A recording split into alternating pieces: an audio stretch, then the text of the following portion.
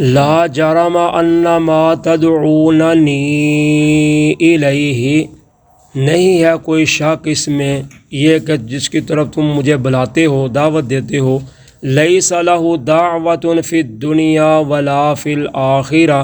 نہیں ہے اس کے لیے ان کے لیے درست کہ ان کو پکارا جائے دنیا میں اور نہ آخرت میں۔ وَأَنَّ مَرَدَّنَا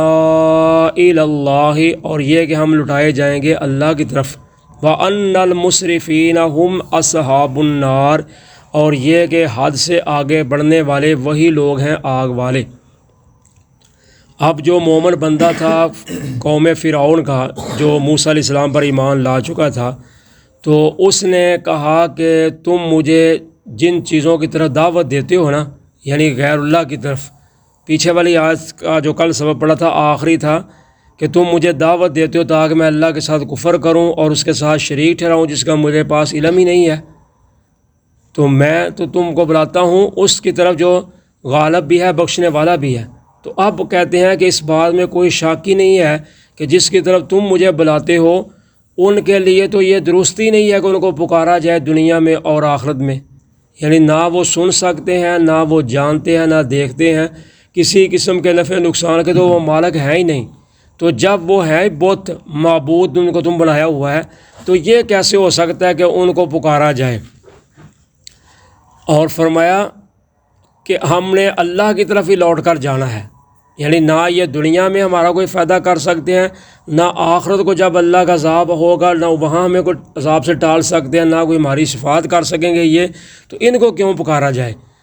اور اللہ کی طرف ہم نے لوٹ کر جانا ہے، تو ادھر پھر جن لوگوں نے دنیا میں زیادتی کی ہوگی، حد سے آگے بڑھے ہوں گے۔ مسرفین کہتے ہیں اسراف کرنا، یعنی حد سے آگے بڑھنا، فضول خرچی کے لفظ میں جیسے آتا ہے کہ اپنے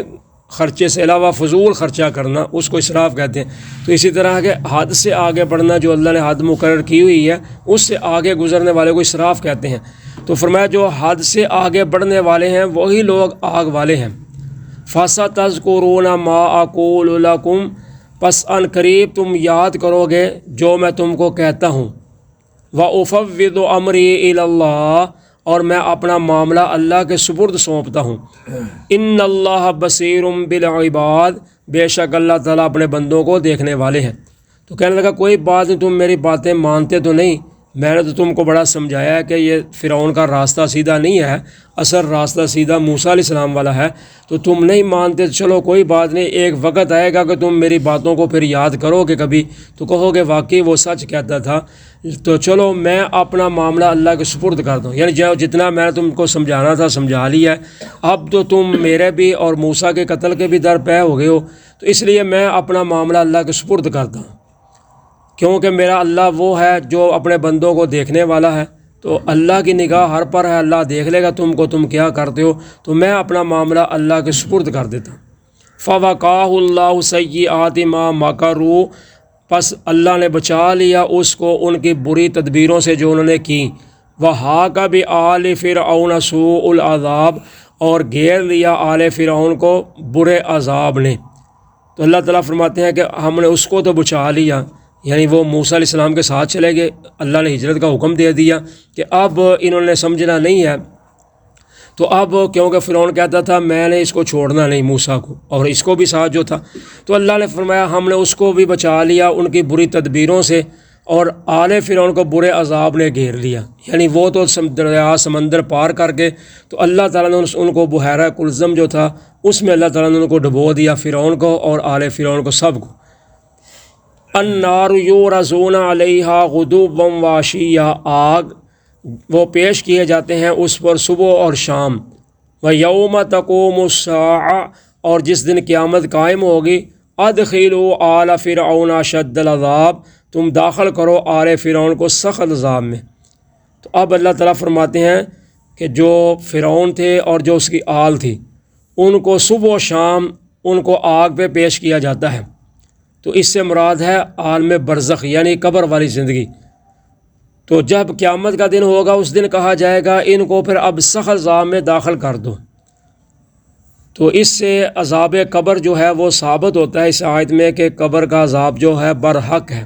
اور صحیح بخاری میں حدیث ہے، نبی اکرم صلی اللہ علیہ وسلم کی زوجہ محترمہ المؤمن سیدہ حضرت عائشہ رضی اللہ تعالیٰ عنہ نے آپ سے کوئی سوال کیے، ان سوالوں میں سے ایک سوال یہ بھی تھا کہ عذاب قبر کے بارے میں، تو نبی اکرم صلی اللہ علیہ وسلم نے فرمایا نعم عذاب القبر حق، فرمایا ہاں قبر کا عذاب جو ہے وہ حق ہے۔ اور پھر آپ فرماتے ہیں کہ جب کوئی بندہ فوت ہو جاتا ہے تو اس پر صبح و شام اس کی جگہ پیش کی جاتی ہے، اگر وہ جنتی ہے تو جنت اور جہنمی ہے تو جہنم اس کے سامنے پیش کی جاتی ہے، اور اس کو کہا جاتا ہے کہ بھائی یہ تیرا ٹھکانہ ہے،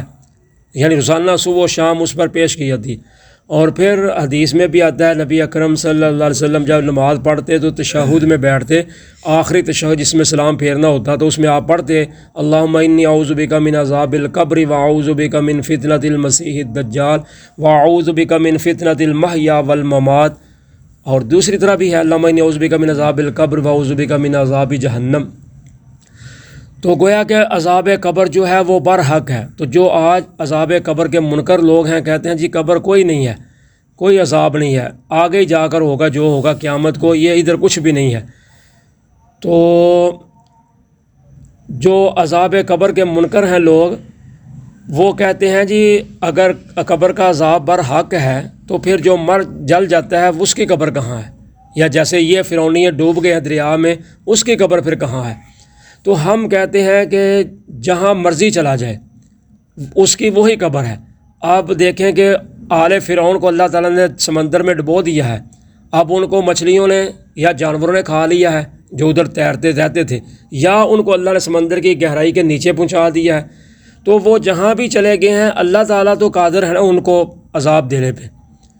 جس اللہ نے ان کو پانی میں ڈبو دیا ہے سب کو، فرعون کو اللہ نے بچا لیا،